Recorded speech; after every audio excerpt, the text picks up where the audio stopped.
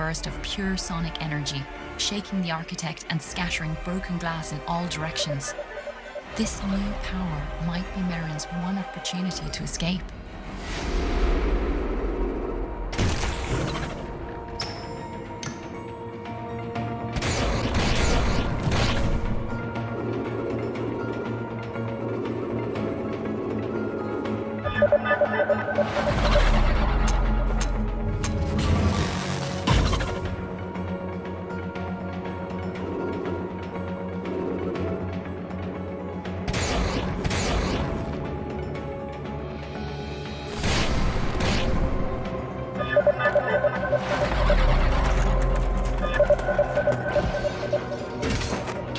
As the last piece of the great Fomori machine collapsed, Merrin heard the sounds of distant turbines.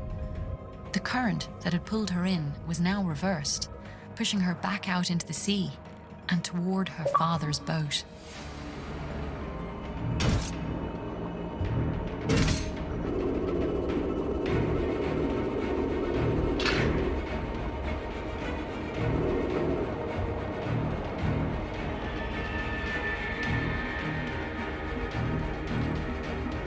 Enormous red tentacles grabbed her submarine, cracking its hull and crushing its propeller.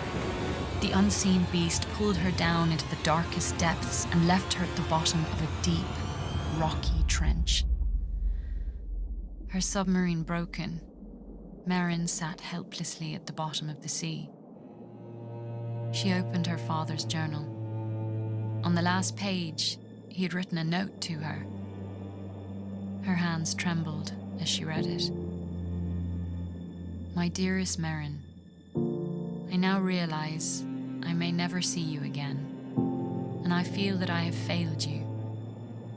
I'm sorry for all the times you went hungry.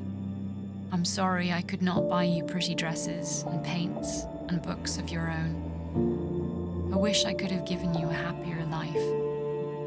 Please know that I love you more than all the world. Merrin put down the journal, and her eyes blurred with tears. She didn't want pretty dresses or paints. She had a happy life, and she just wanted it back. For the first time since her journey began, Merrin had lost hope. She felt the slow, dull realization that her father was truly gone. She watched as the water seeped in through the cracks in the submarine's hull. She could no longer will herself to go on. As the cold water slowly rose up around her, there was a tapping sound from above, and the hatch creaked open. It was Swish. He gently picked Merrin up and pulled her out of the trench. He carried her out of the Forbidden City, through caverns and caves she had never seen, until they reached a place so beautiful that Merrin was certain she must be dreaming. Swish had brought her to an undersea garden of 1,000 colours. Beautiful corals of every hue stretched out like blooming summer flowers. Dazzling schools of fish swooped up and down all around her. Merrin had never imagined a place like this could exist below the waves. What she didn't know was that the whole sea was once covered with these gardens, and that this was the last one of them all.